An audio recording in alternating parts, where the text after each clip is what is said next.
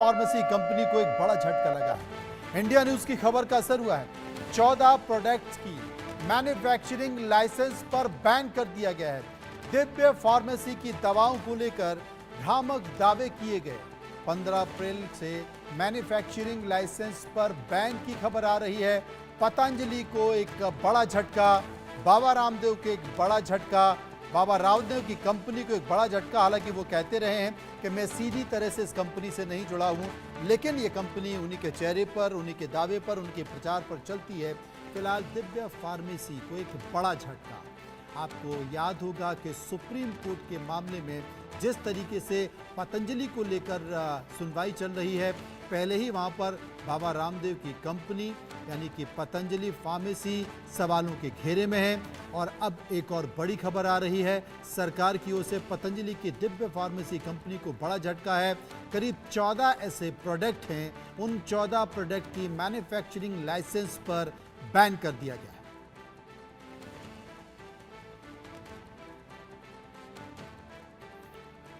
तो इस वक्त देश की बड़ी खबर आपको बता दें, क्योंकि देश की एक बड़ी आबादी है, देश की बड़ी संख्या है जो इन प्रोडक्ट्स का इस्तेमाल करती है।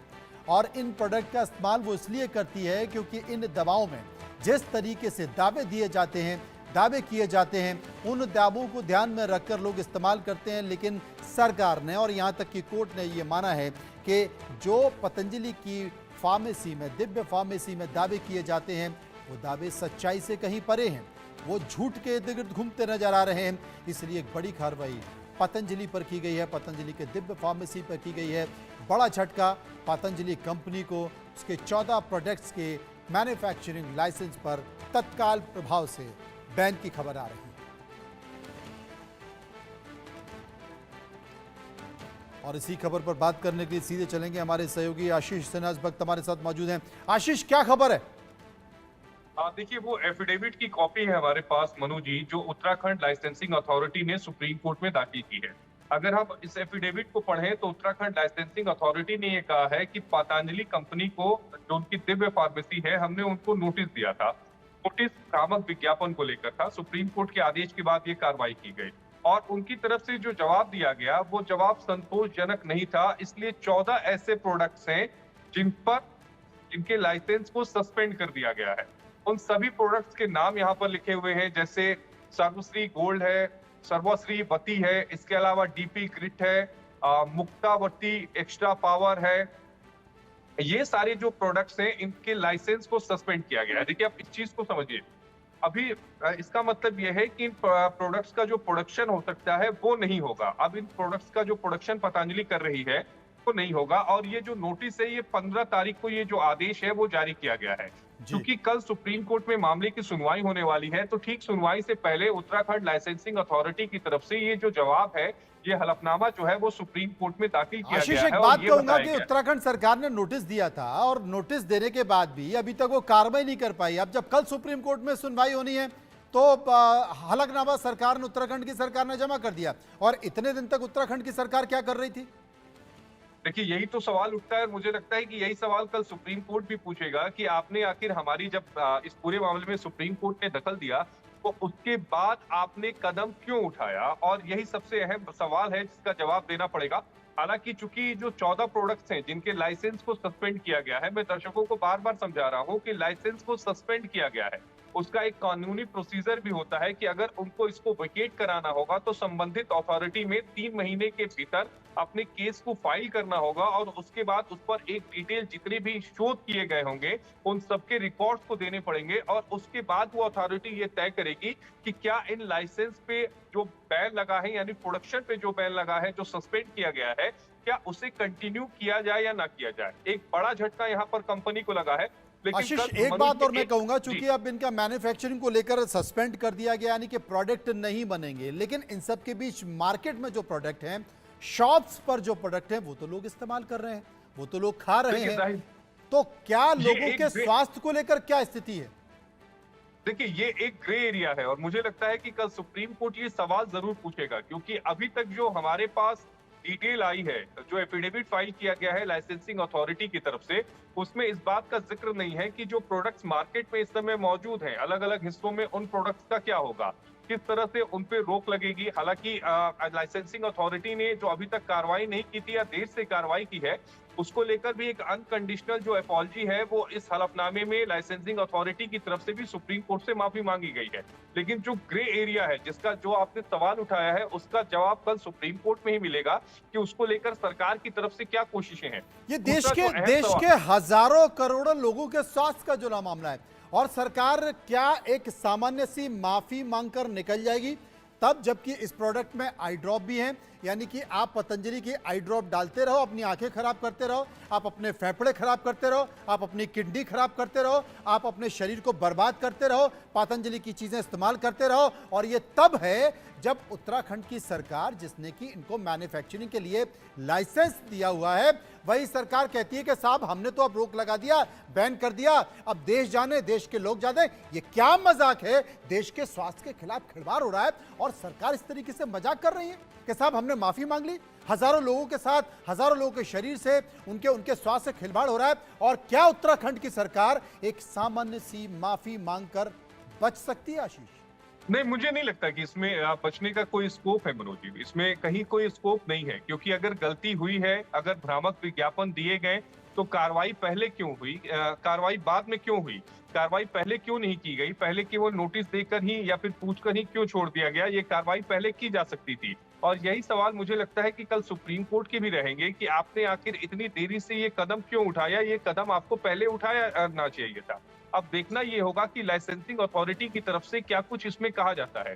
दूसरी अहम बात, जो अभी का हलफनामा दाखिल हुआ है, ये केवल मिथिलेश कुमार का जो टेन्योर है 9 मंथ्स का, उसके दौरान जो कदम उठाए गए हैं उसको लेकर ये दाखिल हुआ है। लेकिन पिछली सुनवाई में सुप्रीम कोर्ट ने ये कहा था कि 2018 से लेकर 2024 के बीच में जितने भी पतंजलि के भ्रामक विज्ञापन को लेकर शिकायत आई है, उसको लेकर उत्तराखंड की लाइसेंसिंग अथॉरिटी ने अभी तक क्या कुछ कार्रवाई की है, उसकी डिटेल भी हमें चाहिए। तो अभी वो डिटेल इसमें नहीं शामिल है, मुझे लगता है उसको लेकर अलग से एफिडेविट फाइल होगा। लेकिन हाँ, उत्तराखंड लाइसेंसिंग अथॉरिटी ने 14 ऐसे प्रोडक्ट्स हैं जिनके उत्पादन पर फिलहाल उसे सस्पेंड कर दिया है, यानी वो प्रोडक्ट जो है उनका उत्पादन नहीं होगा। मजाक इसे कह सकते हैं, चाहे वो सरकार की कार्रवाई हो, उत्तराखंड सरकार की लाइसेंसिंग अथॉरिटी हो, या फिर पतंजलि फार्मेसी की जो दवाइयां हैं, जो बन भी रही हैं, बाजारों में बिक भी रही हैं, उनकी शॉप्स पर भी हैं मौजूद और लोग उनका इस्तेमाल कर रहे हैं, इसे एक मजाक ही समझे?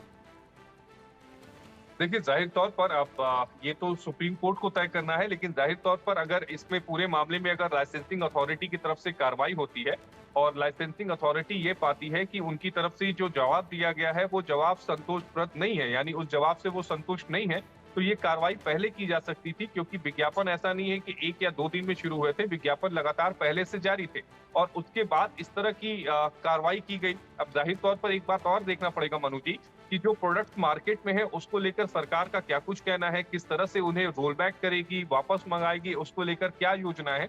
मुझे लगता है कि जो ग्रे एरिया है, कुछ सवाल अनसुलझे हैं, उनका जवाब कल सुप्रीम कोर्ट की सुनवाई के दौरान ही मिलेगा।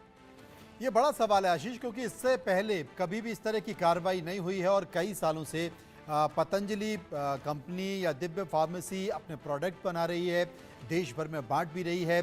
तमाम राज्य सरकारें पतंजलि को जगह भी दे रही हैं, ज़मीन भी दे रही हैं, वहाँ पर उनके प्लांट्स लग रहे हैं और इनके साथ साथ खाने पीने की भी बहुत सारी, शायद ही कोई ऐसी चीज़ छूटी हो जो कि पतंजलि नहीं बनाती हो। बिस्किट से लेकर, तेल से लेकर, आटा से लेकर, दवाइयों से लेकर, सारी चीज़ें, और हर चीज़ में उसका दावा है कि ये सर्वोत्तम है, आप अगर खा लोगे तो बस आपको स्वर्ग जैसा अनुभूति होगी उसकी।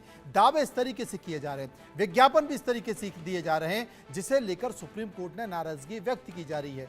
लेकिन बहुत देर नहीं हो गई, सरकार की कार्रवाई, सुप्रीम कोर्ट की कार्रवाई, न जाने कितने सालों से लोग खा रहे हैं, पी रहे हैं। आप देखिए, ये भी दावा किया जाता है कि अगर आपको शुद्ध घी लेना है तो आपको शुद्ध घी 2500 से 3000 रुपए किलो में नहीं मिलेगा, लेकिन पतंजलि कंपनी कहती है कि साहब 700-800 में शुद्ध घी ले लीजिए, वो भी गाय का। ये किस तरह के दावे? देखिए, जाहिर तौर पर इस तरह के जो दावे किए गए हैं, इस तरह के जो भ्रामक विज्ञापन दिए गए थे, उसी को लेकर तो ये कार्रवाई हुई है और उसी को लेकर तो बाबा रामदेव हो चाहे बालकृष्ण हो, उन्हें सुप्रीम कोर्ट से 1 बार नहीं 3 बार माफी मांगनी पड़ी और तीनों बार सुप्रीम कोर्ट ने माफीनामे को ठुकरा दिया। उन्हें बाकायदा एक बार नहीं 2 बार देश के अलग-अलग अखबारों में विज्ञापन छपवाना पड़ा, जो माफीनामे का विज्ञापन था वो छपवाना पड़ा। अब उस माफीनामे को विज्ञापन को कल वो अदालत के सामने ले जाएँगे और बताएँगे कि हमने कोर्ट के आदेश के बाद माफी माँग ली है, हमें माफ कर दिया जाए। लेकिन क्या सुप्रीम कोर्ट इतनी आसानी से माफ कर देगा? वो भी तब जब आपके 14 प्रोडक्ट्स के लाइसेंस को लाइसेंसिंग अथॉरिटी कैंसिल करती है, उसके बावजूद आप भ्रामक विज्ञापन जारी रखते हैं। तो ये बहुत मुश्किल है। मुझे नहीं लगता कि पहले जो हमें लगता था कि बाबा रामदेव हो सकता है कि इन विज्ञापनों को छपवाने के बाद जो उन्होंने नेशनल पेपर में छपवाया है, सार्वजनिक माफी मांगने के बाद वो सुप्रीम कोर्ट से बच जाएंगे या फिर बालकृष्ण बच जाएंगे, लेकिन अब ऐसा होता दिख नहीं रहा है क्योंकि अब ये मामला दूर तक जाएगा। ये मामला यहीं तक सीमित नहीं रहेगा क्योंकि लाइसेंसिंग अथॉरिटी को बहुत ये बहुत भी शुक्रिया बताना करेंगे पड़ेगा आशीष का। तो कुल मिला के इंतजार करना होगा कि सुप्रीम कोर्ट इस मसले पर क्या कार्रवाई करता है, लेकिन एक बड़ा झटका बाबा रामदेव का, एक बड़ा झटका बालकृष्ण को और एक बड़ा झटका पतंजलि का। आगे बढ़ते हैं और बात करते हैं